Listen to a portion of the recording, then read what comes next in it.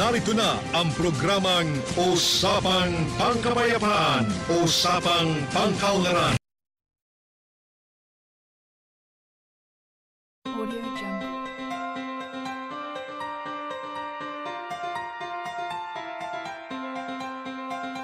Audio Jungle.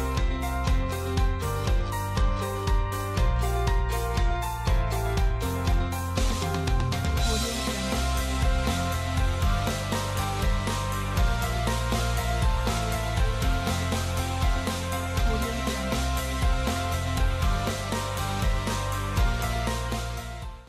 Audio Jungle.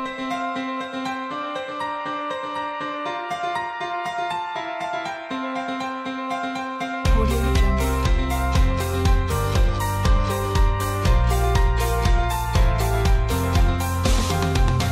Jungle.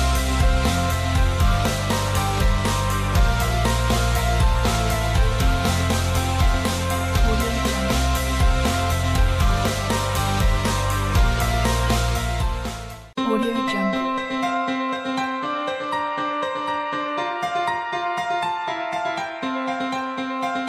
Audio Jungle. Audio Jungle.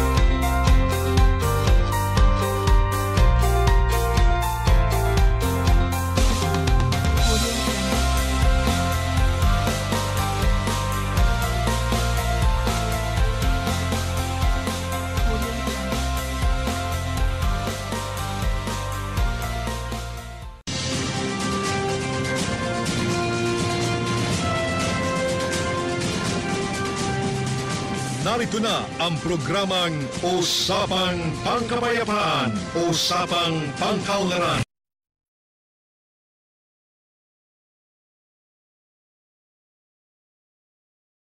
Ladies and gentlemen, the session of this honorable body is about to commence. Everybody will please rise.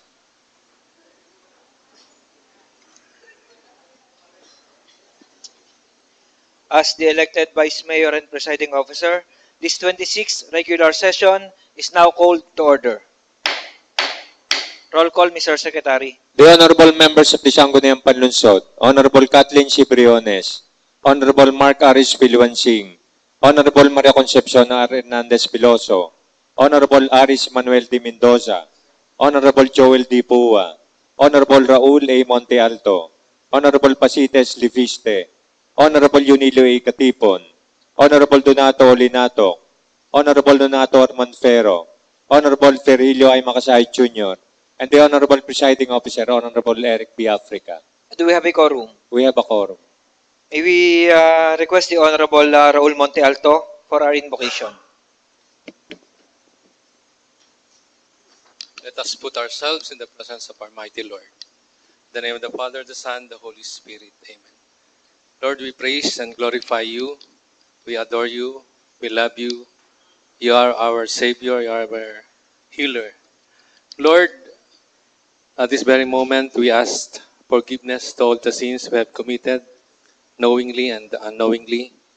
Lord God, we leave up to you all the concerns of each and every one of us, also the concerns of our constituents.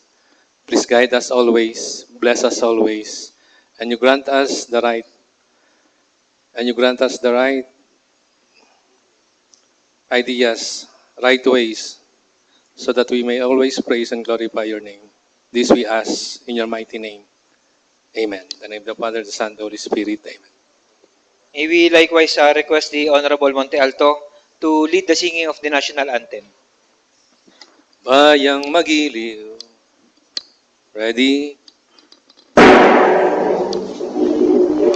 Sing.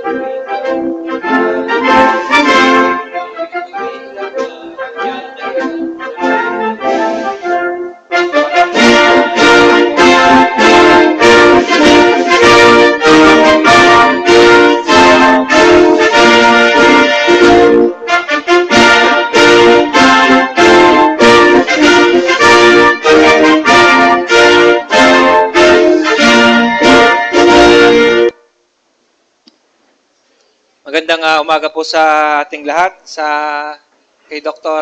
Telma Galit po ng Hospital ng Lipa at sa lahat po ng mga bisita na narito.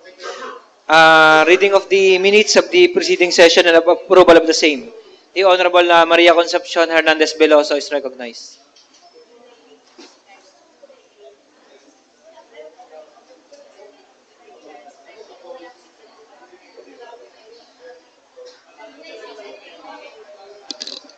Thank you, Mr. Presiding Officer. I would like to move that we dispense.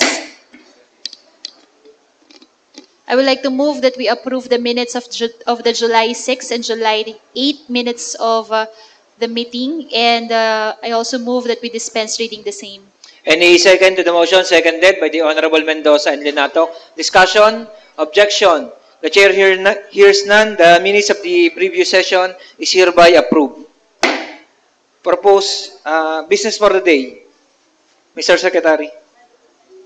Business for the day, number 1. Kapasyan bilang 29-2015. Ordinansang nagtutukoy sa mga gawaing pinagbabawal hinggil sa pamamahala ng basura at pagpapanatili ng kalinisan at kayusan ng barangay at nagtatakda at nagpapataw ng karampatang parusa sa sino mang napatunayang lumabag dito. Adopted by the Sangguniang Barangay Kayumanggi. Refer to the Committee on Environmental Protection. Number 2, request of the City Administrator by authority of the City Mayor to the SP for the passage of a resolution granting authority to the Honorable City Mayor to enter into and sign a MOA between the City Government of Lipa and the Provincial Government of Batangas, represented by Honorable Vilma Santos Recto and or Dr.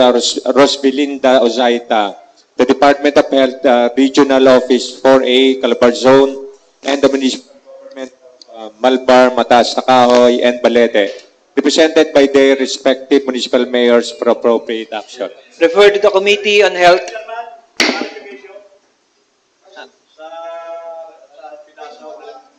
What's the point of order? Nakita ko kasi natin dito sa atin pong business for the day na ang nakasulat po sa item number 2 is the request of the City Administrator, Attorney Leo S. Latido, by authority of the City Mayor. So, gusto ko lang ho sana malaman kasi nag-appoint ho tayo ng bago ho na City Administrator siguro mga a few weeks ago at ito ho ay kinoncur ng Sangguniang Panlunsod. So, ang nakita ho natin ang sulat po dito na City Administrator po uli ay iba na ho ang nakalagay at si Attorney Leo S. Latido na dati yung City Administrator. Does it have to pass again the Sangguniang Panlunsod para ho i-confirm o i-concur ho uli si Atty. Latido? Kasi it is clear here that this is the letter from the City Administrator. Hindi ho ba dapat ay acting City Administrator? Hindi po ho nagko-concur dito sa Sangguniang Panlunsod ang panibago po niyang appointment. Any member of the Sanggunian who can shed light doon po sa inquiry ni the Honorable Makasait is recognized.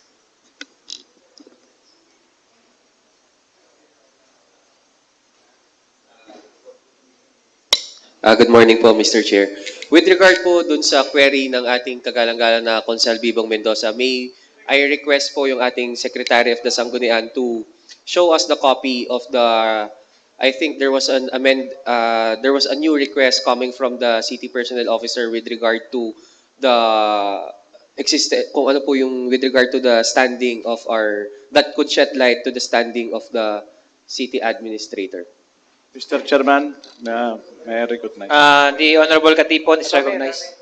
May I know from the Secretary yung dokumento na na napaprocess yun dito sa Sangguniang Panlunsod? Kasi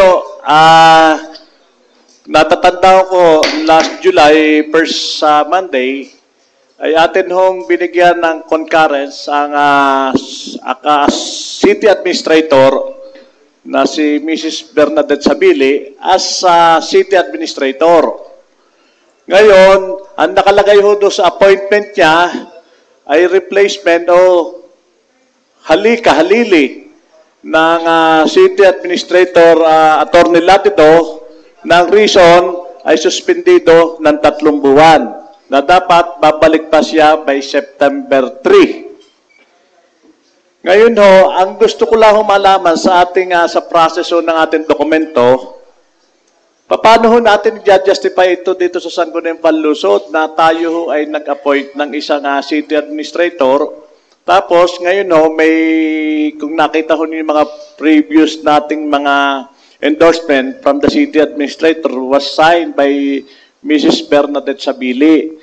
And now, meron ho dito kayong business for the day, request by the city administrator, Attorney Leo Latido, ay sino ho ang ating dapat paniwalaan doon sa dalawa? Yun hong ating yun hong ating kababago lang na appoint ni si Bernadette Sabili o kailangan honorin na itong si Attorney Latido para sa endorsement dito sa Sangguniang Panlusod? I'm declaring a 1-minute recess. Session resume. So, pwede hong malaman let's say, umpisahan ho natin doon sa date that the Sangguniang concurrence the appointment of Mrs. Bernadette Sabili as city administrator. Paano, after that, ano ho nangyari doon sa appointment na yon na in-approve ho ng Sangguniang Panlusod? Sa akin pong pagkakaalam, based on the record na inabot ho sa ating secretary,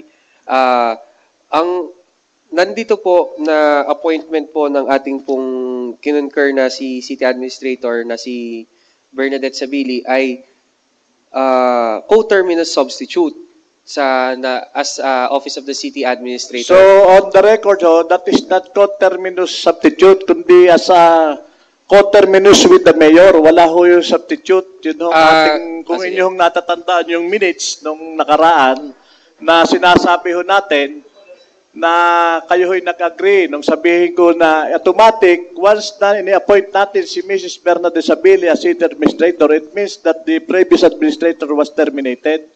Nag-agree ho kayo doon. Yung po ay nandun niya sa minutes po natin. After po kasi noon ay nagpadala ang ating pong Office of the City Personnel ng correction po dun sa kanilang request. Yun ho, correction ngayon, nakarating ho sa individual na membro ng Sangguniang Panlusod para ho na-inform mo ang bawat Sangguniang member? Ito po, I'm just reading whatever document that we have right now. If Mr. Chair will be allow me to read.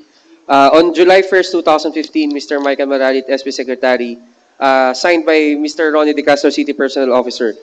Mr. Maralit, in view of the erroneous data inadvertently entered in the appointment papers of Mrs. Bernadette P. Sabili and Attorney Dominador Mauhay, which this office submitted earlier as requirements for the concurrence of their appointments, we are furnishing here with the corrected copies of said documents along with the corresponding certificate of erasure authenticating the same. So, yes, Mr. Presiding Officer. Nakita ko nga ho kanina ho yung pinadala hong sulat. Kasi tayo po'y nag-concur, gusto ko lamang po i-clarify, nag-concur po tayo ng kay Ma'am Bernadette Sabili po nung nakaraang mga 3 weeks ago or 4 weeks ago. Tapos, yung position ho na nakalagay din doon ay yung as city administrator. Ngayon po'y nagpadala po sa atin ang city personnel after a week or after 2 weeks. Alin ho ang i-honor natin? Pwede ba ho natin baguhin yung inaprubahan ng sanggunian dahil lamang sa isang letter ho kaagad na ipinadala ho sa atin which is binago ho nila ang tema ng pagkaka-appoint ho. So, para hong magulo po iyon kasi ang tama ho sigurado, ang bibigyan po natin ng regularity is what we approved here in the Sangguniang Panlungsod. So, hindi ho basta-basta babaguhin kasi pag dito ho, madami ho tayong babaguhin pa ho ang minutes, babaguhin ho ang record po dito sa Sangguniang Panlungsod, which is hindi naman ho basta-basta pwedeng baguhin ang record sa Sangguniang Panlungsod nang hindi ho inaaprubahan ng majority ng Sangguniang Panlungsod to the plenary session. At lahat po yan ay dapat ay dumadaan sa tamang proseso. Hindi ho basta nagpadala po sa atin ng sulat ang ating pong department ay basta-basta na lamang babaguhin dito po sa ating opisina. Lagi pong kailangan dumaan sa tamang proseso. Yes, Mr. Chair. Hindi naman po natin inaalis yung karapatan being also one of the member of the Sangguniang Panlungsod as stated earlier, and as mentioned earlier, atin lang pong binabasa yung ipinadala pong sulat ng ating pong city personnel officer po dito. And I think, kung ito man po, yung effects po nito, tama po namang mapag-usapan. At kung sakasakali po kasi na, may I just mention, na kung sakasakali po na ang position po, based dun po sa corrected letter po nila ay coterminous substitute, as ang sabi po ay hindi na po kailangan dumaan sa sangguniang paglungsod ang concurrence pag coterminous substitute lamang po ang ating itatayo na city administrator. But then, wala naman po tayo, hindi naman po natin kine-question yung kapangyarihan po ng ating sangguniang paglungsod with regard to its power na i-concur po yung ating pong city administrator if given na granting na ang na full-fledged city administrator po ang ating, kung yung pong full-fledged city administrator ang ating pong pinag-uusapan. Kasi ang napansin ko dyan, ang sumulat to sa atin ay city personnel officer. Ang dahilan ho ng city personnel officer ay parang nag-error sa communication. Ano hong... Ang nakasulat po, reading it again, in view of the erroneous data inadvertently entered in the appointment papers of Mrs. Bernadette Sabili and Attorney Domayador Mauhay, which this office submitted earlier as requirements for the concurrence of their appointments, we are furnishing herewith the corrected copies of the said documents along with the corresponding certificate of erasure authenticating the same. So, ibig sabihin, yung unang pinasa ho dito, na pinorward ho dito, ay i-correct ho yun. So, pwede ho siguro nating sa pamamagitan ng rules and privileges, ay matanong ho yung, repair ho ito sa committee na rules and privileges, na matanong ho natin yung city personnel officer. Para ho doon sa sinasabi niyang may mga correction pa kung ano sa communication, ay kung baga sa kayo, wala naman ho tayo nakita na the good gentleman from Bulaklakan, Atenean graduate, tinista ho ito, wala rin naman kayong nakita. Wala rin ho. So, ibig ko sabihin ito, may problema ho personnel officer ng kanyang pagsasabit dito. Yung una na sinabit niya doon. Tapos, kung tandaan niyo, nandito siya, dinidiscuss niya about the appointment of Mrs. Sabili. Ang sabi lang niya, kung natatandaan niyo, hindi nakakondon yung as a CPA siya, at baka daw siya isang honorary student, valedictorian, exempted na rin yun sa qualification ng as a city administrator. Pero ngayon ho, kasi yung atin ho dito, itinatama ho natin yung record. At yun yung record natin, talaga medyo may karibukan na counting ngayon dahil nga ho, ang amin hong kinikilalang city administrator pa hanggang sa ngayon ay si Mrs. Bernadette Sabili dahil yun hong kinoncurrent ng sangguniang panlungsod. At siya ho may communication last Monday na puro from city administrator Bernadette Sabili. Tapos nakalagay nga ho sa appointment na suspendido ang city administrator, previous city administrator, Atty. Latido, from June 3 to September 3. Nag-sign ulit siya ngayon ay July 20 lang. O July 17 siya nag-sign. No, so ano ho yung hold ho natin dito na kilalanin yung city administrator ulit na si Atty. Latido, meron ho tayong previous na inaprubahan. Hindi ho natin kinokontra dito kung sino pa man, kundi ho ito pagtatama ho na communication papunta rito. Dahil ginagawa ho nilang walang bait ang bawat konsihal. Hindi ho ninyo alam na itong bawat konsihal na ito, bago ito naluklok din, 45,000 na tao ang bumoto. Nag-google ng pag-aaral din naman ng committee. May committee ho ito. Kaya ho sana, amin hong pakiusap sa ating city personnel officer na isaayos muna ng mabuti at ako ay suggest na para walang gulo ang ating ang record natin ay kung i-deferred ho muna natin ang business for the day item number 2 para ho kung ito man ho ay sabi siya na ulit, paano ho yun? May order ho ombudsman from June 3 to September 3 na siya ay suspendido. Paano ho natin kikilalalin? Kung siya may TRO, temporary restraining order, i-attach nila. I-communicate din nila sa ng panlusod, that is public documents, Mr. Chairman. So, ganito na lang po, rule na lang po ng Chair, ay instruct po natin ang ating secretary ng sanggunian na makipag-coordinate po, makipag-communicate sa ating city personnel officer at alamin po ang status ng appointment, hindi lang po ng city administrator, kundi lahat po ng department heads concerned dito po sa City Hall. Kasi nga po ay tama rin naman po, may point po si Konsehal Katipon na minsan po kasi nagkakaroon po talaga ng replacement ng mga department heads na hindi naman po informed ang sanggunian. At maganda rin po yung malaman na rin po natin yung status po ng suspension order from the Ombudsman kung meron pong official na document na pwedeng padala po sa atin na nagsasabi kung ang suspended po or kung nakakuha po sila ng TRO, kailangan po i-furnish po ang sanggunian ng official document regarding such matter. Jer? So, Mr. Chair, hindi rin naman po tayo kumukontra po doon. I think it's also proper na talaga magpadala ng official transmittal dito po sa atin ang ating executive with regard to the real standing nung atin po at kung saan po pinaggalingan nito ay pwede rin ipatawag natin yung ating personnel officer para makausap at linawin po ang mga bagay-bagay na ito, Mr. Chair. And until such time po na hindi po ito ginagawa ng city personnel natin or administrator o kahit po mismo si Mayor, ay ito pong request po sila sa Business for the Day number 2 ay hold po muna natin ito at hindi po ina-accept ng sangguniang panglunsod. The Honorable Mendoza is recognized. Yes, gusto ko lamang ho idagdag kasi para ho magkameron ho tayo talaga ng maliwanag na city administrator, malaman ho natin.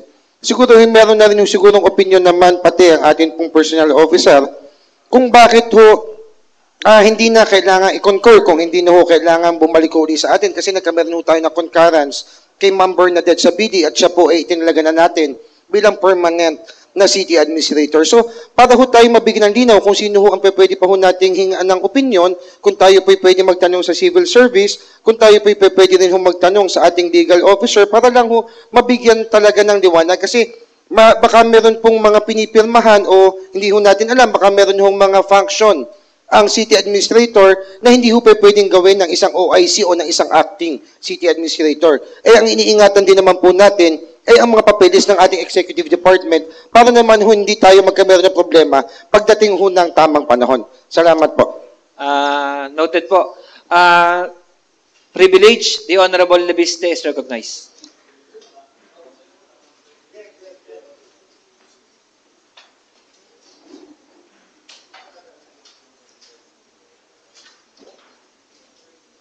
Good morning, Mr. Chair, sa lahat po ng mga kasamahan ko sa Sanggunian at sa lahat po ng mga bisita natin. Magandang umaga po sa inyo pong lahat.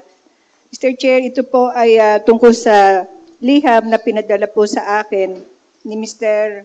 Apulencio noong July 14. Ito po ang pwede ko pong basahin ang laman ng sulat. Ako si Alson Apulencia, nakatira sa Pook, Chica, Sabang. Nais ko lang po na ipaalam sa kinauukulan ang aking reklamo noong July 13, ng alauna ng madaling araw ay dinila ko sa hospital ng Lipa ang aking anak na si Anjanet Opulencia dahil sa manganganak na at pumutok na ang panumbigan. Na-check po siya ng nakatalagang doktora nung oras na yon. Ngunit ang anak ko ay hindi ay tinanggihan ng talagang doktora na doon manganak dahil wala po siyang record ng check-up. Kaya po sa taranta namin mag-asawa, dinala namin ang amin anak sa San Antonio Hospital. Ito po ang lahat ang nangyari noong July 13, 1 o'clock p.m. AM sa emergency room. Mr. Chair, tungkol po dito sa nangyaring ito, inimbitahan ko po ang atin na Doktora Telma Galit ng Hospital ng Lipa to shed on these incidents. Pwede po ba? Rule suspended to accommodate our guest, Dr. Telma Galit, to shed light regarding po dun sa letter na natanggap po ni Tita Patsy Lebiste. Rules suspended.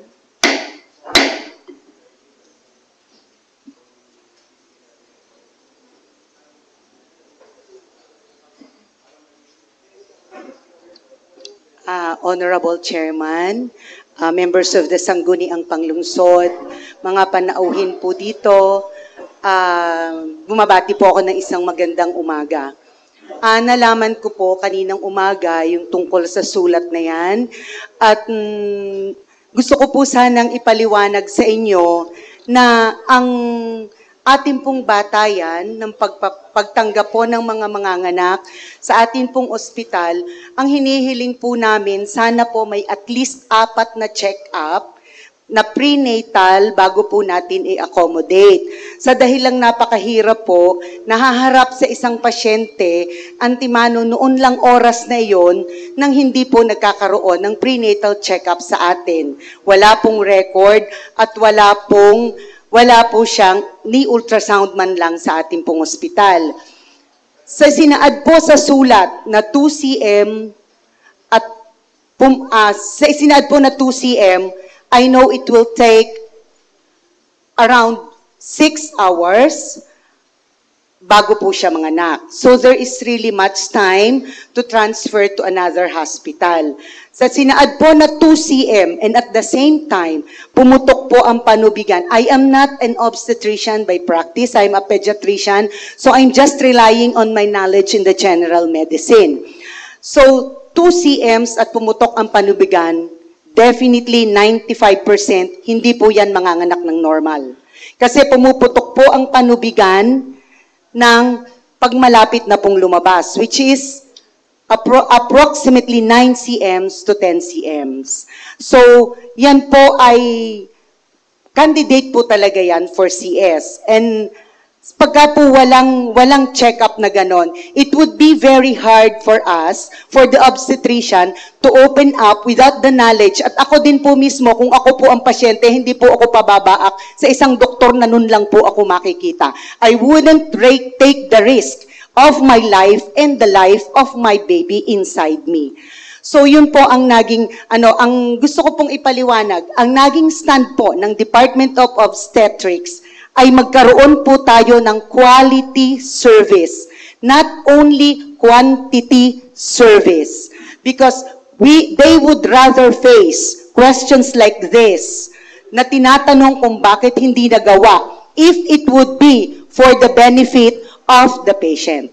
If it would be for the benefit of the safety of the mother and the baby, and for the benefit of the name of the hospital, much more for the benefit of the license of the obstetrician that is at stake. So yun po ang naging rason, and actually every morning po, tinitignan ko po yung records ng mga tina-transfer. At lahat po yan ay nakikita ko kung ano po ang rason bakit po itina-transfer. So mas gugustuhin po nila na harapin ang katanungang ganito kaysa sa po harapin ang katanungan ng may nangyari po sa pasyente dahil sa biniak nila o ginawan nila ang procedure nang wala po silang knowledge before. Pero kung yan po ay sasabihin na nakaungong na po yung ulo ng bata, madami naman po tayo in case of extreme emergency wherein the head or the occiput of the baby is already visible on the vulva of the mother, ginagawan po yan ng paraan. Yan po'y pinapaanak, tinatanggap po namin. Pero pag ganyan pong alam namin na problematic, malalagay naman po sa alanganin ang pangalan ng ospital, ang pangalan ko, much more po ang pangalan at ang lisensya po ng obstetrician na gagawa niyan. So sana po maunawaan, and I'm taking this opportunity to tell all the people here, and especially the members of the Sangguniang Panglungsod, to ikalat po ninyo, para masabi po ninyo na if they are planning to have a cheap delivery, whether normal delivery or cesarean, and they are intending to have their deliveries in hospital ng Lipa, please, first trimester pa lang po, have 1 check-up. Second trimester, 1 check-up. And last trimester, meaning 7 months, 8 months, 9 months, 2 check-ups. Yun lang po ang hinihingi namin na kooperasyon ng mga pasyente po kung gusto po nila na manganak po sa ospital ng Lipa. Lahat po itatanggapin namin. Provided they are lipenyos, tatanggapin po namin. Yun lang po ang hinihingi namin. Magpa-check up naman po sila nang hindi po kami parang naghahanap, natudla po sa kawalan pag pinaanak po namin. Sige po. Mapakaganda po't kayo nakapagsalita po dito ngayon at nalaman po namin. Yes po. Dahil po, noong po namang dating ginagawa nyo, hindi nyo po sinasabi sa amin na ganyan po ang policy. So, kung kami nga po na miyembro ng sanggunian, hindi nyo po binanggit at nung kayo po nagsalita dito, hindi nyo po sinasabi. So, at baka po meron pa kayong mga policy na hindi po alam ng ating mga kababayan, feel free po para sabihin na po natin lahat ngayon para naman po ma-inform ang mga tao at na ganun po pala. Kasi napakarami rin po lumalapit, pag walang PhilHealth, ano po ang policy ninyo? Pag po hindi Tagalipa, ano po ang policy ninyo? At ano po, lahat po ng bagay na pwede nyo sabihin ay kung sabihin niyo na po muna sana ngayon, pag voters ID, para hindi po yung pagkaorasan na, sa kanya sasabihin na ito pala ang policy, o kaya anong oras po yung tunay na check-up. Sasabihin niyo po yung kaya dumahaba naghihintay, alas 9, alas 12 pala naman ang check-up. Ano po ba talaga yung mga oras? Lahat-lahat po para ma-inform po ang mga tao. Mr. Chairman, may point of order. May dadagdag lang ako sa inyong kwento. Sa atin ho, kasi ito ho ay isang concern ho ng narito ho yung tao eh. Pakitayo ho doon sa tao. Kausap ko po siya kanina. Yan ho. At dito ho nagtakbo. Di ka ho pag i-consider ho natin na sa hospital tapos may emergency, it means na may standby doktor. May standby doktor po. May OB-GYN, may kwal. Hindi po. Wala ho. Ang standby doctor po ay resident physician, but we have a consultant in all the departments who are supposed to be on call for 24 hours. Meron po. On call. Opo. Ang meron pong naka-standby na OB-GYN, Pedia, IM, lahat. Yung pong mga hospitals na training hospitals. Ito katulad doon nung nasa signboard na open 24 hours like McDonald's and Jollibee na kuan. Ito ho ay isang ibig sabihin, kung isang emergency ho yung pumunta, emergency, lawit ang bituka, let's say kung ano man o mamamatay, kailangan hong tumawag do sa resident doctor, hindi ho kakayanin yung entertain ninyo, kailangan ay kung kung busy ho yung telepono nung iyo on call na doktor, paano ho ang process yung ginagawa? This the same ho with again transfer. Ang policy po namin, pag ikaw ay on call, ang consultant, make sure that the line is always open. So make yourself po na within reach. Ibig ko sabihin, pag sinabi ho na itong natin hong consultant, ito ho yung nag-job order sa ating 30 ilan ho? 35,000 a month. A month, 35,000 a month. Yan ho yung mga on-call na walk-in. Pero meron po silang schedule din ng outpatient and they are supposed to schedule one elective, not one elective, may one day po sila na mag-o-opera Kami nga ho'y padalhan yun ng listahan ng mga tao ngayon at amin yung papupurihan at 35,000 inatanggap sila ng maraming salamat para po. Makita ho natin na talagang sila'y kabayanihan, 35,000 ang kanilang sweldo isang buwan. Opo. Para lang ho doon. So, other than that, wala na ho sila sinisingil as a private practitioner. Zero po sa pasyente. Zero So, 35, yun nga po ang 35,000 po kung tutuusin, 1 month po, sila po yung nakaka-opera ng mga 6. Sa labas po, sa ospital po na sa private po, ang isang opera po nila ay 45,000. Isang opera lang po yun. Yun nga ho, padala nyo kami. Kung yan ka ho'y nakakakuha nung hindi ho nadidelay doong allowance sa mga yan. Hindi naman po. Hindi po yung pong sa job order, yung 35 nila. Kayo gahoy na maalam sa executive bago pumunta ho dito as hindi na po ho. kanina ko po nalaman. Ay, napakaganda ho at kayo nakaharap namin din eh. Okay po. Thank you din po. Pwede pong... sige. Honorable Mendoza is recognized. Maraming salamat sa ating presiding officer. Gusto ko lamang sanang bigyan din ho ng kaunting clarification. Yung policy ho kasi na binanggit po ninyo kanina na kailangan ng 4 na check-up bago ho manganak para ho doon sa ating ospital na libre po at para ho sa mga Tagalipa. Konsehal, it's not a policy of the hospital. It is a policy in the right OB management. Okay. Sa lahat po ng hospital, nung pong nag-aaral pa, lahat po sa training, dapat po ay talagang yun po ang ideal po, in a good and ideal OB management of pregnant. Paano ho kung hindi ho masunod ho yung sabi niyo ho kasi kanina, first trimester, second trimester, third trimester. Paano kung hindi masunod yun pero nakaapat na punta Okay naman? po, okay lang Wala po. hong problema Basta bago po ganyan. manganak, makita po with ultrasound din po.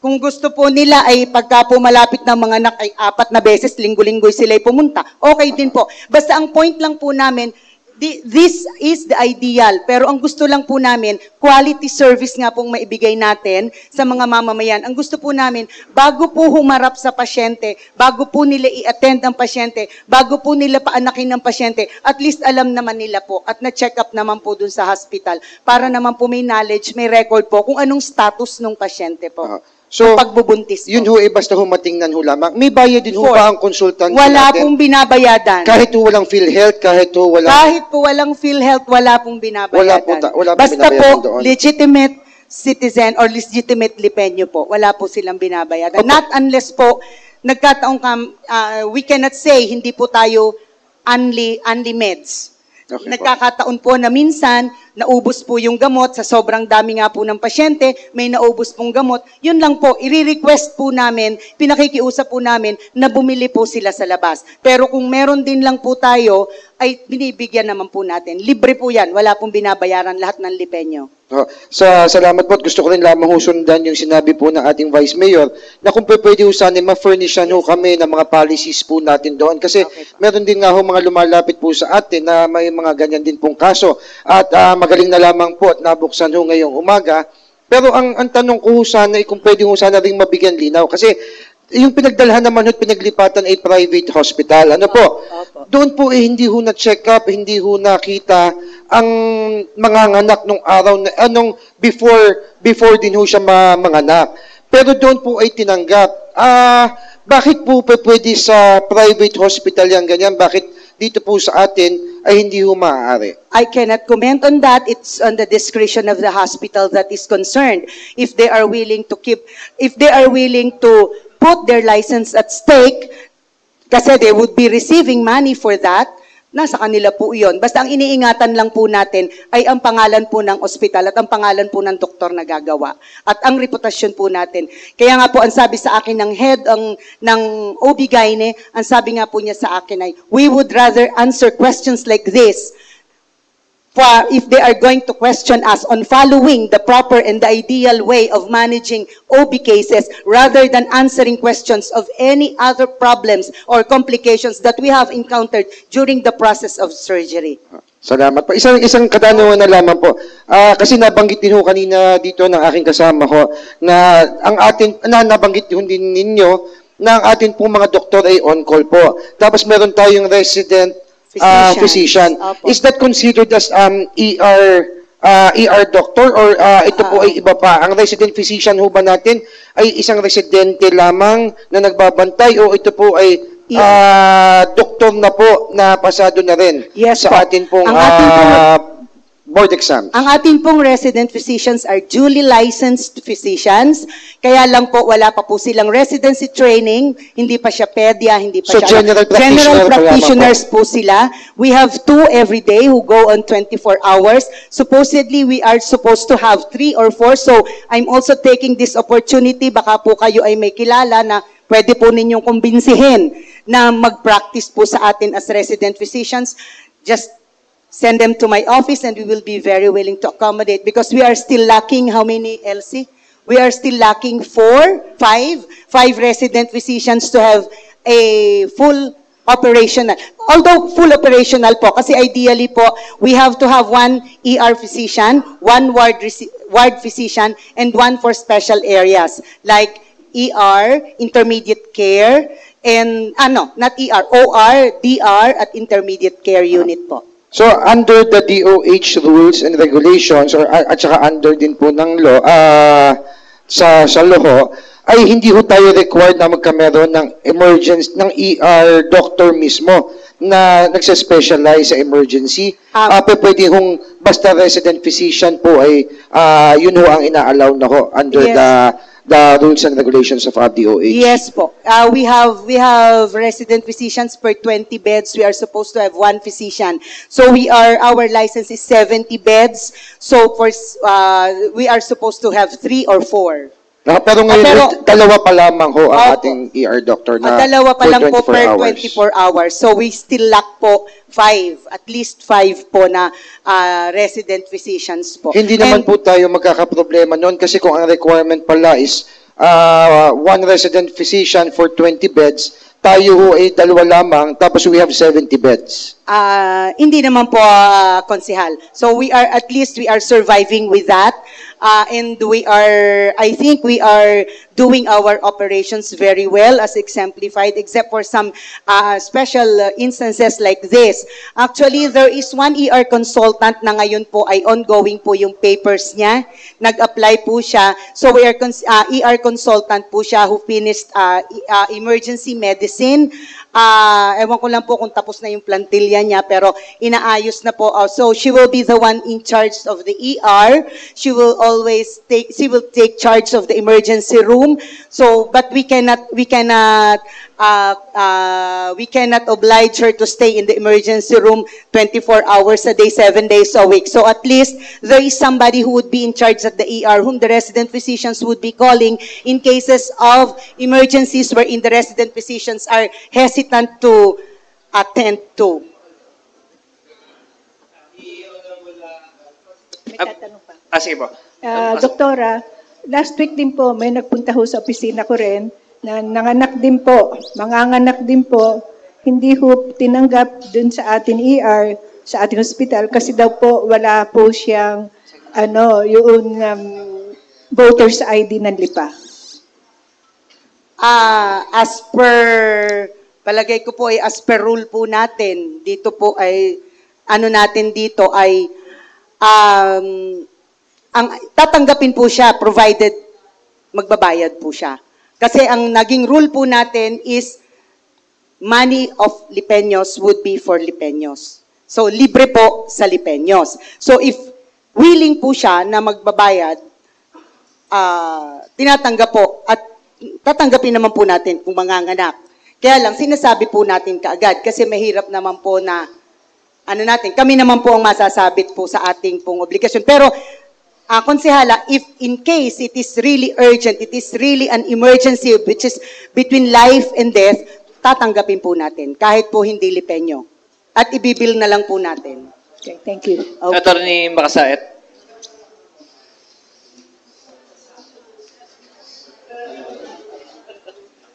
Magandang umaga po, Mr. Chair.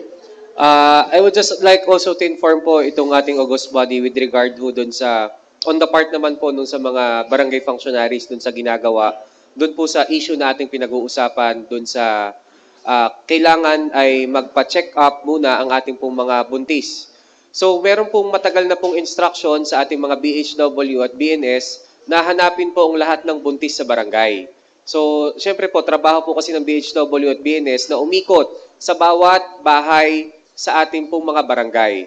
At yan po ay tingin ko po ginagawa po nila palagi, kasama po dun sa araw-araw po nila na obligasyon. Ngayon po, kasama ho doon sa instruction po sa kanila ay kuhanin po kung sino yung mga ito at sinasabihan po sila na pag kayo po'y buntis, magpa-check up na kayo sa ospital ng Lipa kung gusto nyong sa ospital ng Lipa manganak. At sa tingin ko po, based po doon sa report sa atin ng ating po mga pamunuan po ng BHW at BNS at saka po ng ating City Health Office, ay ginagampanan naman po ng mga BHW at BNS ang kanilang mga responsibilidad na umikot po doon sa ating po mga barangay. Yun nga lamang po, there are certain cases na minsan po ay hindi, kahit po sila sasabihan ho doon sa barangay, ay hindi po sila nagpapacheck up doon po sa ating ospital ng Lipa. I understand po kasi yung where the city, ang ating pong ospital ng Lipa is coming from. Ako po kasi bilang kapitan ay nakarating po kasi sa akin yung instruction na sabihan po ang lahat po ng mga buntis sa mga barangay na pupunta sa ospital ng Lipa at magpa-check up. And I think on that matter ay naging compliant naman po yung ating BHW BNS. But then again, I also agree with the other councilors na kailangan po yung ating body ay bigyan din po ng tama pong impormasyon para rin po yung mga lumalapit sa ating mga miyembro ng Sangguniang Panglusod, kung sila po'y tatanungin, ay ating po silang mabibigyan din ng tamang impormasyon patungkol po sa mga bagay po na ito. To avoid na lang po yung ating pong mga problema na katulad po nito, ay tingin ko po'y ganon. And also, I also experienced din po kasi doon po sa tanong ni Konsehala Pachi Libiste with regard to bakit hindi po napapunta. Kasi minsan yung sumbong ay akin din pong kino-confirm yung sumbong po sa atin. Minsan po kasi hindi ho nila sinasabi ang lahat ng impormasyon. Ang sinasabi ho, hindi tinatanggap kasi walang ID. Pero again, ako po tama rin po yung sinabi ni Doktora kasi doon po nung aking inimbestigahan, ang sinabi sa kanila ay willing ba kayong magbayad? So hindi ho sila tumuloy dahil ayaw ho nilang magbayad. Pero hindi ho dahil wala pong ID po o identification na siya po'y Tagalipa. And siguro po, ang hindi pa lamang po yung deliverables niyo po dito sa Sangguniang Panlungsod, I remember distinctly na nung tayo po'y nagpa-committee hearing doon po sa ating budget, ay magbibigay po kayo sa amin ng inyong paraan para po yung proposal niyo po kung paano natin ma-identify sino po ba yung mga Tagalipa, ano po ba yung mga IDs na ating tatanggapin, at kung ano po yung mga identification o kung whatever sort of identification that any of our citizens could provide para po mapatunayan po na Tagalipa. Because I understand na pag mapapatunayan po Tagalipa naman, nandun naman po sa ating kaliwa na pagpasok po ng ospital ng Lipa, yung ating CSWD, na kung saan yung pong wala pang mga health, mga mass blue cards, ay automatic naman pong binibigyan din po doon po sa ating CSWD na nakastation po doon po sa ating ospital ng Lipa. At saka corollary to that po, Mr. Chairman, noon pong magpa-meeting po ng mga barangay captains po diyan sa ABC Hall, nagsalita po ako, ibinigay ko po sa kanilang lahat ang guidelines. So tama rin po, we will give you the guidelines sa lahat po ng aming mga policies dito po sa Sanggunian. Pero I guess well-informed po talaga ang mga barangay chairman. At saka po, yung tungkol po dun sa identification, kagaya nung pong last meeting, sinabi po natin na any government ID nila with the address po ng Lipa, ino-honor naman po namin at tinitignan po doon, binibigyan po sila ng privilege as what other Lipeños should have. Honorable Monte Alto is recognized. Mr. Chairman, alam ko po na meron pa kayong question na ibinato kay Doktora, pero I would like to take this opportunity to ask you some question, Ms. Doktora. July na po ngayon. Ano po? 2 months from now ay budget na po ulit ang ating pag-uusapan. Ano po? At dahil hindi naman po lingid sa inyong kaalaman na tayo ay for several years ay naglalagay po ng halagang 120 million taon-taon dyan po sa ating ospital. Yun po ay pondo ng bayan at inilalagay natin sa ospital ng Lipa para sa ating mga kababayan. Yun po ay ina-approve ng Sangguniang Panlungsod for several years at yan po ay ina-approve namin sa ating budget. So, 2 months from now, ay budgeting na naman po. At ang alam ko po ay nag-commit kayo noong nakaraan na nandito na kayang-kaya nating makuha yung 120 million. We'll try, Konsehal. Oo nga po. So, mamumumusta lang po. Okay. As of now po ba yung ating ine-expect at tinataya, nakikitain na 120 million para mabawi natin yung ating ipinondo ay nasaan na po tayo? Yung data lang po. Pagkakataon na po namin ito. Yes, po. Para malaman namin. Despite the fact that I was invited with regarding the OP case, I really read it myself because I know this will be asked. I had presented this one. The initial po,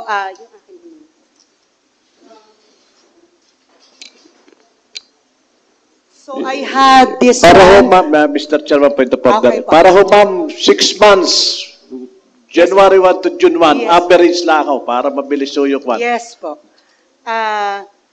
So yung pong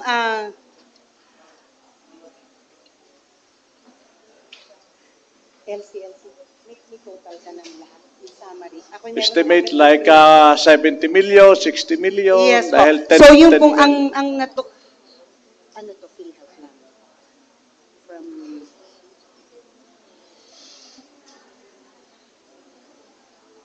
So, Ito po as of June 25, we have collected 15,154,897. So, sir, can I be given a few minutes to express ang akin pong... Hindi na po, yun na lang hong, kinukuha lang ho ni Crucial Raul, yun hong total ho from January 1 to, kasi ho, kung January 1 to June 30, yan ho 6 months, average of 10 million a month, that was 60 million. Kung yun na lang ho, magkano sa 60 million target, magkano ho yung... Ito pong 15 million ay sa ano lang, sa PhilHealth. Ito po yung akin lang hanggang April. Hindi pa po namin nako-consolidate Okay, yung hanggang April. Yung po hanggang April, January to April 17, mid of April, ano po. So the total collections po that we had from PhilHealth, MAS, PCSO, and the cash that we have garnered is 8,780,766. That is only for the admissions, the admitted patients. And then for the outpatient, it's 256,000, totaling to 9,036,885. So, but still, up to April 17, we have some collectibles. Okay, Ang pa. ibig sabihin po ng collectibles na file po natin yung PhilHealth, pero intayin pa po natin, total of 7,645,145. Sige po, akot niyo po. Akot niyo po. So, the collected income is 9,036,885 and the receivables is 7,645,149, totaling to 16,682,034 pesos and 86 centavos. The total income hanggang April po. So 16 million po hanggang April lang. So with this, I would like also to stress to Sanggunian, to the body, that I had a theoretical income, meaning to say the cost of the services that we have rendered free for Lipeños. So for the outpatient consultations po, consultations, medicine, medical supplies, diagnostic procedures, ang naipagkaloob po namin sa mga pasyenteng Lipeño ng libre ay amounting to 7,375,129.60 centavos. So, cost of services rendered to Lipeños free also for those patients admitted amounts to 616,267.50 centavos. So if we would take it, the actual income for the total cost of free services given to Lipeños would be 7,991,000. So the grand total income po of our hospital, the real income is 16,682,034.86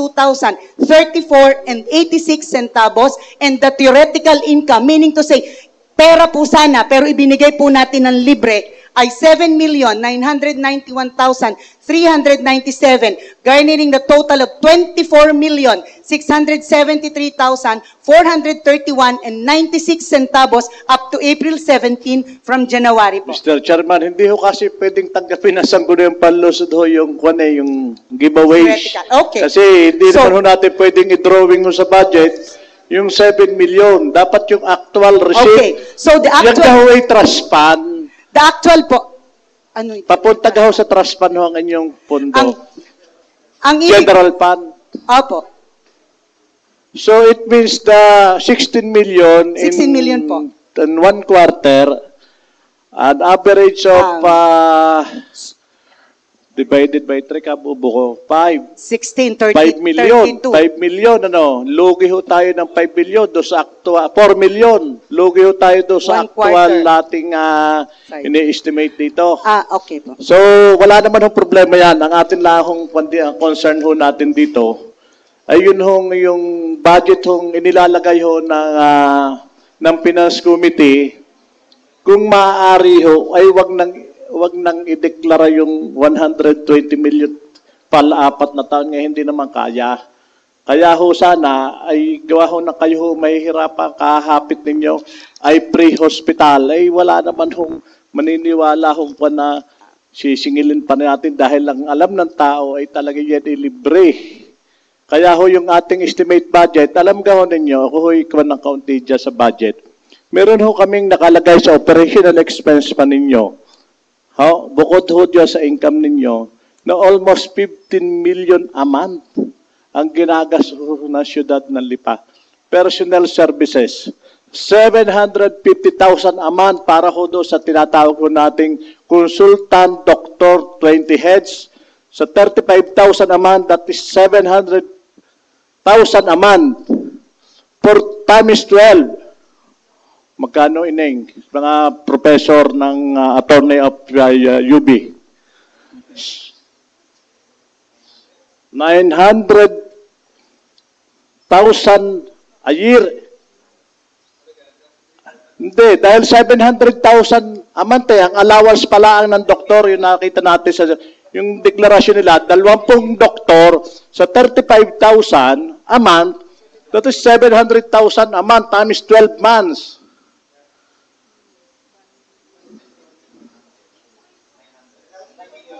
$9 million. So gumugugol ho siyudad ng Lipa ng almost 16 million a month personal services and operational expense ng ospital ng Lipa. Yan ho yung galing sa budget ng Lipa. 16 million. Then, we have a loan, 170 million loan from the DBP para ho do sa equipment. Nandyan na ho lahat yung equipment. Then, the construction of building of 150, that is 320. So, almost siguro ho, ang susunod ho nating i-discuss, tutulungan ho kayo ng Sanggunian siguro dito, yung actual na koleksyon para hindi ho kayo maligaw. Na kasi ho, dinideklara ho ninyo na meron kayong kitang 120 million a year, na yun ho nasa deklarasyon ho ng kwan eh. Meron ho kayong income na 120 million a year, pero ang realidad, noong last time, 5 million, 7 million, huwag na ho natin kunet, yung realidad na accept na ho natin, kami man ho sa Sanggunian, accept ho namin na yan ay public service na tama laang palibrehin ang Tagalusod na Lipa at may buwis ng Tagalipa. Kaya lang ho, yun yung ating inilalagay na budget diyan, nagkakaroon ho ng role. Padami ho ng padami ang sinusuporta ho ng siyudad ng Lipa, sa ospital ng Lipa, dahil nga ho sa may mga problema ho tayo sa mga operations, sa operational expense, so almost 15 million a month ho yan. Kung yun yung tingnan, yan ho yung nakwenta ko na. So, I suggest na, Mr. Chairman, na ito yung napakagandang pagbubukas ho sa Sangguniang Panlusod na upuan uli ng Tita Pachi at ni Doktora, ito hong operational expense ho ng siyudad ng Lipa sa ospital ng Lipa. Salamat po. At saka I would like to add po, Konsehal Katipo, na yung pong 16 million na i-declare ko for the first quarter, wala pa po tayong surgery noon. Wala pa po tayong mga operasyon, wala pa po tayong mga Ma'am, OR. Ngayon po, kaya po, pagrespeto sa inyo. Kaya po ngayon, kahit ho saan daanin ho natin na kwinta, hindi ho kayang kolektahin ng Ospital ng Lipa ang 120 million na income ng siyudad ng Ospital ng Lipa for 12 months as long na sinabi ho natin na yan ay libre para sa mga pasyente. The Honorable Hernandez Pilos is recognized.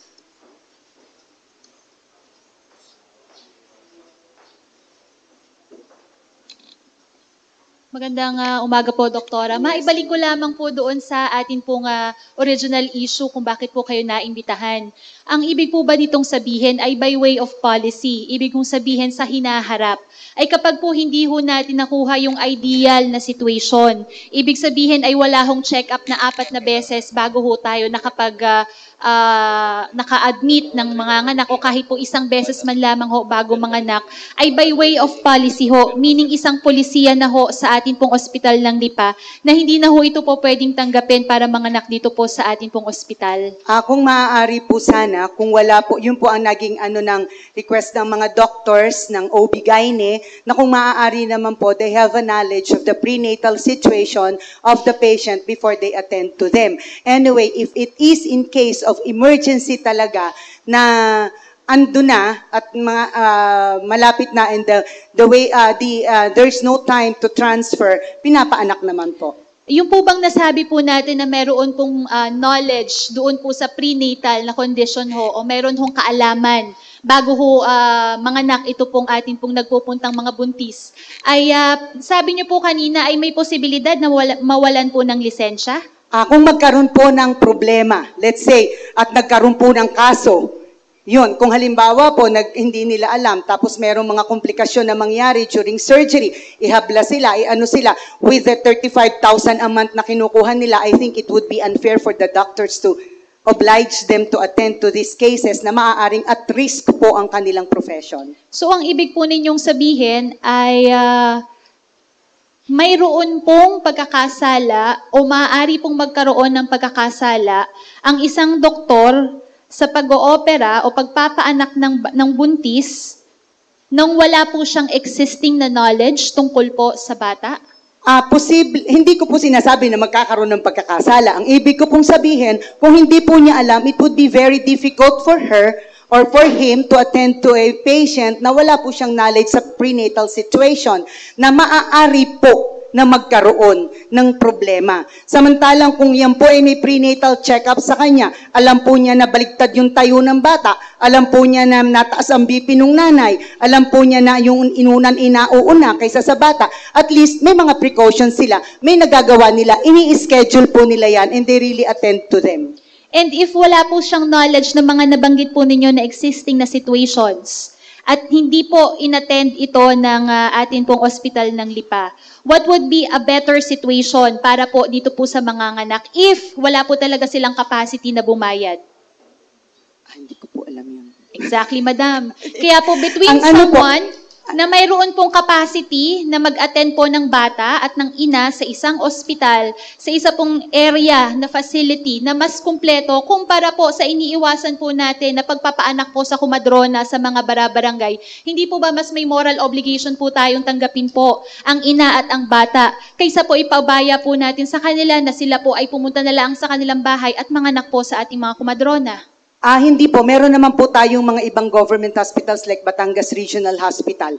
Sa Batangas Regional Hospital po, pwede silang tanggapin considering the Batangas Regional Hospital is a training hospital where in every 24 hours, they have a lot of consultants and a lot of doctors who are practicing, mga resident physicians po na nag-specialize po sa OB-gynecology. And this is what we don't have in our hospital. Wala po tayong training. Hindi pa po tayo, wala pa po tayong accredited training. So we don't have accredited training. Ano pa po ang kulang natin para ma-attenda natin ang mga sitwasyon pong ganito na kinakailangan pong bigyan natin ng serbisyo?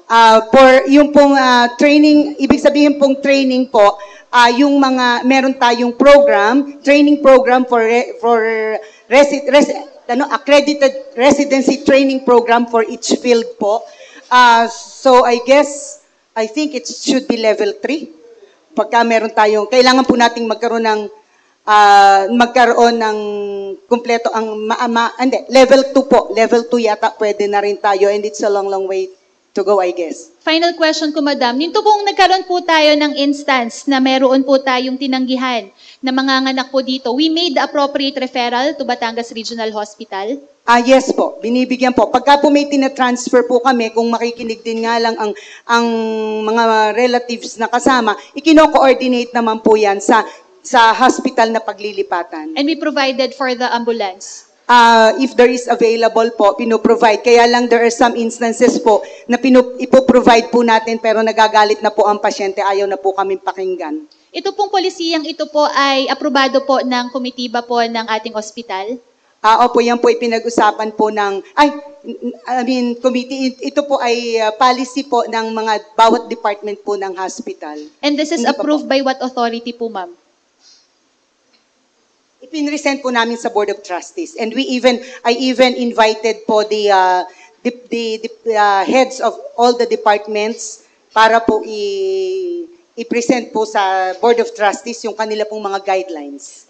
Mr. Presiding Officer, during an appropriate time, we would like to request the Board of Trustees to furnish to us the copy of the policies na inaprubahan po ng ating ospital ng Lipa to make sure that we are guaranteeing our constituents the maximum amount po ng serbisyo nakaugnay po ng utilization po ng ating pong ina-allocate dito sa ospital ng Lipa. Yes po, Your Honor.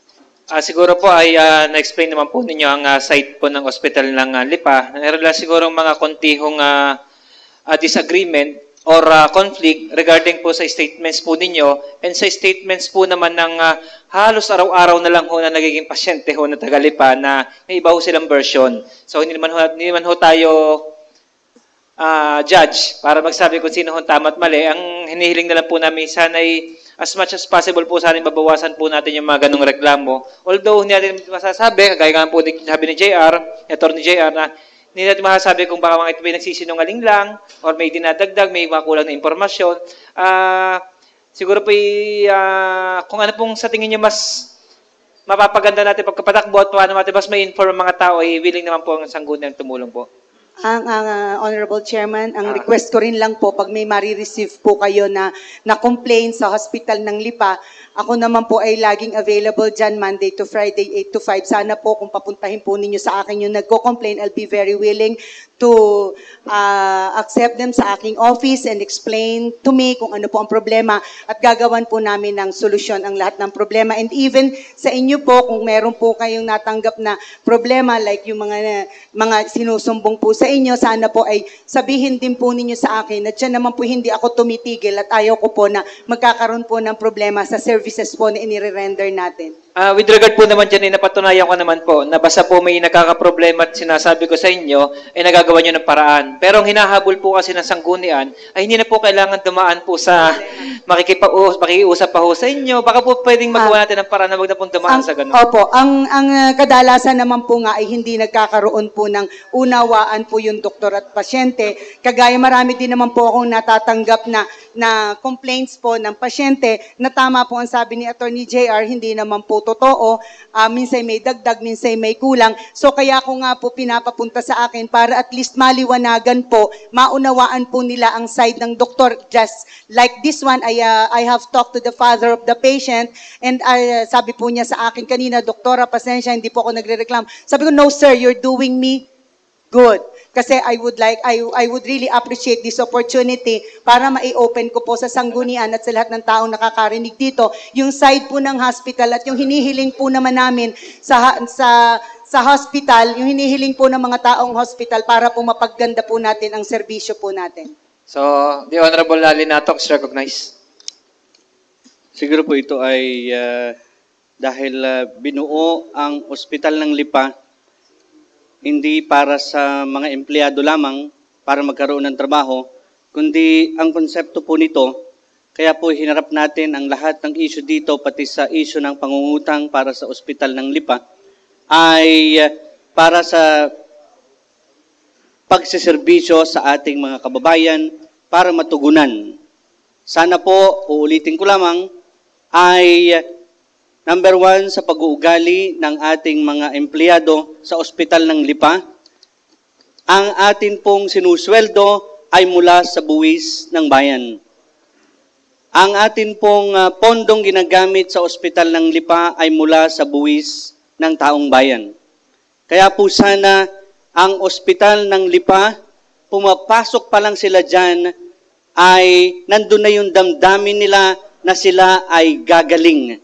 Sapagkat ang ospital na ito ay nabuo para sa taong bayan, hindi para paligayahin lamang o paglingkuran ang isa o iilang tao lamang. Ano po? Sana po ay maibalik natin ng tama't mahusay ang sinumpaan nating maglilingkod tayo sa ating mga mahihirap na kababayan. Dahil nakakagulat nga rin po na merong mga dumadating na reklamo. Meron pong mga reklamo na maaaring nalulusutan natin dahil naayos natin. Subalit, baka ho, mas marami pang ibang problema ang ospital ng Lipa na hindi nakakarating dahil inaayos na lamang. Ano po? Sana po hindi ganon ang ospital ng Lipa. Kagaya po ng ating naipangako na kayang kumita ng ospital ng Lipa ng mahigit 10 milyon buwan-buwan para ma-replenish yung subsidy natin sa lungsod ng Lipa na mahigit 100 milyon. Yung 100 milyon po na yan, siguro, kung wala ang ospital ng Lipa, baka yung nagkakaroon ng mga problema at ang pondong yan ay nakalaan na lang para sa mga may sakit ngang ito, na sila'y may paggamot sa mga pampubliko pang mga ospital, kagaya ng Granha, ng BRH. Di sana'y wala na tayong ospital ng Lipa na binabayaran pa natin ang utang na ginawa natin para dito. Pero hindi po yun ang punto. Ang punto po natin, malugi man ang ospital ng Lipa. Basta nakapaglingkod tayo ng tama't mahusay sa ating mga kababayan na nangangailangan, doon sa mga kababayan natin na hindi nakakatikim magpa-ospital, na sana naman pag na-ospital sila sa ating ospital ng Lipay, gumaling at hindi uuwi na nakangibit pa ang suplada naman ni ganito, ang suplado naman ni ganyan. Hindi kami inintindi, walang gamot na ganito, walang gamot na ganyan. Pila pa po ang pumupunta sa Sangguniang Panlunsod ng mga kababayan natin, humihingi ng gamot para sa kanilang mga sakit. Ang sabi natin, pumunta kayo sa ospital ng Lipa. Ang sabi namin, magpagamot kayo sa ospital ng Lipa. Pero nakakalungkot din po minsan ang kanilang mga sagot. Ano ho? So sana po, tapusin na natin ang lahat ng yan. Yung 100 million na mahigit na nilalagay natin dyan, sana po'y makapagpagaling ng marami nating kababayan na naghihirap at may sakit dito sa lungsod ng Lipa. Hindi lamang sana yan mapunta sa pambili ng gamot na hindi naman nakakarating sa ating mga kababayan, na hindi naman napapakinabangan ng ating mga kababayan dahil hindi kailangan ng ating mga kababayan. Sana po ang lahat ng equipment na naririyan at ginugulan natin ng mahigit 150 million sa pangungutang, sana po lahat ay gumagana at napapakinabangan ng ating mga kababayan. Ano po? So sana po ang ospital ng Lipa ay hindi isang ghost project lamang. Alam naman po natin na yan ay pinakikinabangan na ngayon. Pero sana po ay magamit at pakinabangan ng tama't mabuti at ng hustong-husto sa ating mga kababayan, lalo tigit yung mga kababayan natin naghihirap na may mga karamdaman. Maraming salamat, Mr. Presiding Officer. Chairman. Honorable Councilor Linato. Yes po. I just would like to explain po the side of the hospital. Sana din naman po, sana po maramdaman. I know that the salaries, the money that is being paid for these doctors and the employees of Hospital ng Lipa ay nanggagaling po sa buwis ng Tagalipa. I really appreciate po yung sinabi po ni Konsehal Katipon na natutuwa naman po siya at tinanggap po sa ganoong halaga lamang. And what we are just requesting and what we are just expecting is for some sort of appreciation from the people, from the Sanggunian, from the city government, kung ano po ang ginagawa sa konting halaga pong sinusweldo ng mga doktor, sa konting halaga pong sinusweldo ng mga nurses, naglilingkod po sila. At kung minsan-minsan po, kaya po naman siguro, sana po'y malaman din natin the other side of the coin, wherein may mga pasyente din naman pong dumadating na para pong ang mga nurse at ang mga doktor ay busabos at alipin nila, palibhasay sila ay empleyado ng gobyerno. Yan po naman ay naoranasan natin, hindi lang po dito sa ospital ng Lipa. I had my training in a government hospital, ganyan po talaga ang nangyayari. And to state something, this is an incident na talaga pong sinabi pa po sa amin, sa OPD, gusto po'y mauna. Kami po, pantay-pantay po ang pagtingin namin. Mahirap, mayaman, may pera, hindi naman mayaman, hindi naman po pumupunta ang mayaman. Mahirap, may konting pera. Point of order, Mr. Chairman. Yes ma'am, alam ho namin yung damdamin ho nyo. At siguro unawa rin yung damdamin ng Sanggunian na we are here for service. So maglilikod ho tayong lahat. At unay Diyos so ay tayo ho ay gusto nating mapapaglingkod sa tao. So I move for recess for 1 minute, Mr. Chairman. Sige po. Actually, naka-recess po tayo. And yung pong mga records na lang po na inyo pong pinarward regarding po sa finances po ng city ay pwede pong isubmit na lang po sa secretariat. Then, hintayin na lang po namin yung additional na mga policies na ini-implement po ng Hospital ng Lipa para ma-inform po din po natin ang members ng Sanggunian at yung iba pong mga taga rito po. So, marami pong salamat, Dr. Telma Galit, sa inyo pong pagkapaliwanag at pagkapaunlak sa imbitasyon ng Sanggunian.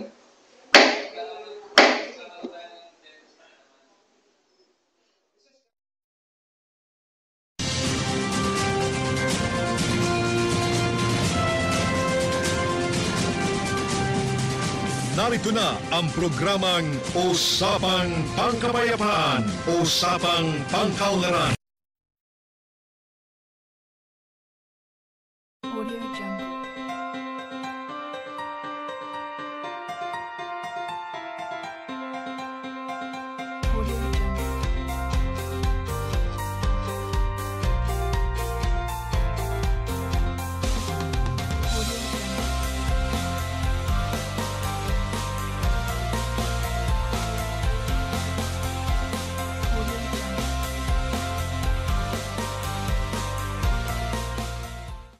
Audio Jungle.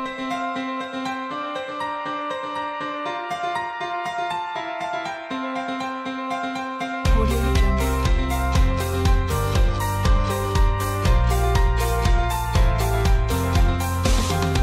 Audio Jungle.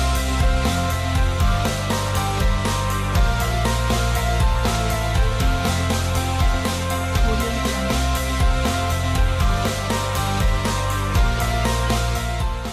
Audio Jungle.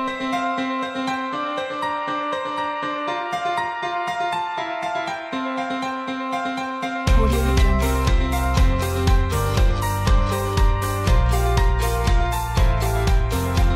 Jungle.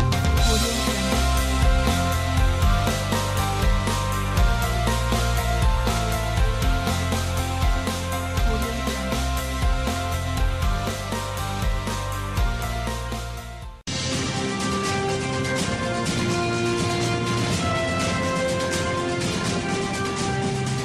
Narito na ang programang Usapang Pangkapayapaan, Usapang Pangkaunlaran.